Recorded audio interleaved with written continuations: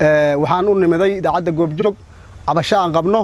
dhacdo nagu dhacday wiil baa nagala dila habeen oo 17 jir ah oo la yiraahdo Nuur Umar Xasan oo ku shaqeysta mooto bajaaj mootada la yiraa habeenaa la dilay mootada laga tuuray mootadii baa la dhacay mootadii markii meeshii subaxdii aan ka soo qaadnay meydkiisi waxaan geynay CID dambi baarista waa la sawiray wiilkii sawirkii iyo macluumaadkii markii laga reebo waa aasnay cid naga disha waa garan weynay 7 bishay ahayd 12aad marka la dilay inta anagoo quustayna iska joogna cid dawladda hadda noo soo gurmato oo abniga ka tirsan oo wax noo qabatan aanan arag waxaan helnay mootadeeni oo saddex nin wataan 23 bishan waxaan ka helnay wadada Tarabuunka waa la qabtay markii la qabtay waxa la geeyay saldhigga hodan wuxuu ku wareejiyay degmada Dayniile oo wiilka lagu dilo dhacdadu ka dhacday 24 ayaan tagnay saldhigga Dayniile waxaan dhahnay CID hana loo gudbiyo waa maaragtay laba nin waxay noqotaa la yiri hay'adda nabad sugidda ka tirsan tahay wiilna waxa uu noqday shacabka Soomaalida mid nin kamida intaas markay dhacday saldhigga Dayniile wuxuu nagu soo wareejiyay baaristii iyo wixii uu ka qaaday iyo annaga iyo saddexdii wiilo iyo mootadii iyo bustooladii lagu qabtay kulli waxa la keenay xarunta dambi baarista CID-da markii la keenay waxaana la yiri maxkamadda 1 bisha ayaa la furaa leedin geynayaa wiilashana way idin xiran yihiin sawiradiisa hore wiilkana waa yaaliin wixii oo dhan waa la iswaafajiyay waxaad idin wacayaa madaxa dambi baarista ka qaata numberka waa la idin wacayaa annaga wixii sugayna xala waxaana loo soo sheegay in maartay hay'adda nabad sugidda ka socda ay yimideen meesha la yiraahdo xarunta CID-da ay wiilkii iyo mootadii iyo bustooladii isku wateen wiilashii saddexda wiilheed oo eedaysanayaasha ahaa iyo bustooladii iyo mootadii bay isku kaxaysteen waxa la geeyana loo sheegay godka jilcu shacab ma tago meel cadaalad oo maartay lagu dhageysto ma ahan meel anagu aan tagi karna ma ahan anagu waxaan sugaynay hay'adda dambi baarista inay aragto waxa wiilashaas aan ku soo eedaynay iyo kiiskan ku soo qabanay maxkamad noo gudbiso cadaaladna la waafajiyo magacaygu waxa la yiraahdaa Cali Yuusuf Daamey odayaashu waa badan yihiin laakiin lama soo koobi karo waxaan ka cabanayn dhibna gaaray dhibka hadda uu aqrinayay wadaadka nabadoonka iga horeeyay kaasaan ka cabanaynaa in aan dhibaatadiina gaartay ku soo sinna annaga qabsanay dambiilayaashii dadkaynana dilay dunyadaynana qaatay annaga qabsanay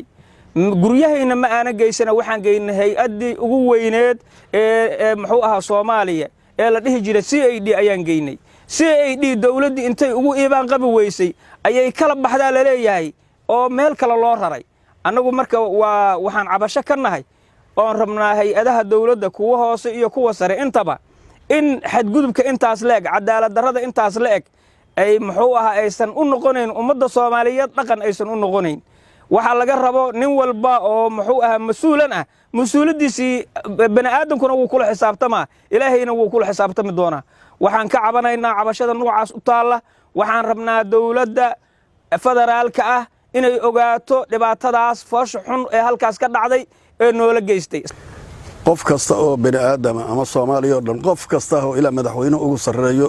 iyo shacbiga qofka ugu hooseysa gadigood cadaalad rabaan qof kasta cadaalad rabtaa cadaaladana wax dadka ka dhaxeeyo waaye qof kasta haday tiraahdo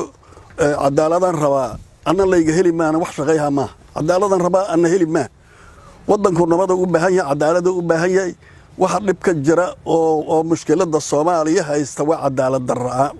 darro cadaalad darrana hal haba ka soomaya dadka dhan u dhibka soo wada qaba ilaa ninka ugu sareeyo ilaa ninka ugu hooseeyo cadaalad darradaas haday jirto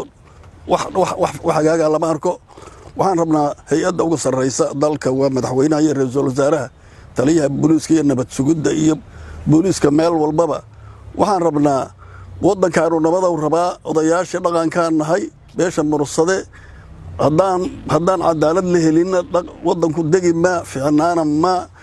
hay'adihi dawladda oo cadaaladda inay sugaan oo nabadda sugaan la rabaa nabad darradii wada marka niman nabad sugid sheegaa wiilkeenina dilay baabuurkiina ka dhacay markii aan dacweynana waa la iska wada dayay nabad sugidda qaar ka mid ah soo duulay ragana aan ka lahay dhaheen marka sidaas hadii loo shaqeeyo waxa waaye dib Soomaaliya oo dhan wada qabta waay dib aan wada qabna waay waxaan ka codsanaynaa mar walbana oo cadaaladda waa la sheegaa laakiin ma socoto waxa la yiri dibiga doolood waxsan dhagiisa waa maqleen laakiin waxsan indhiisu ma arag cadaaladda hal sameeyo nabadgelyo hal qabto dawladda iyo madaxda waa ka maqalna mana socoto marka waxaan rabnaa in ficil loo bedelo cadaaladdu afku imaamee ficil ay ku imaahee hay-adaha dawladda hadday cadaalad ku shaqeeyaan waddanku cadaalad u dhaqaa hadday hay-adaha dawladda oo nabadgelyada cadaaladda ka leexdaan ama ay haysi galaan ama dan gooniya galaan waddanka dhamo shaqaymaa. assalaamu calaykum. aniga oo ah wiilka aabihiis marxuumka ah nuur cumar xasan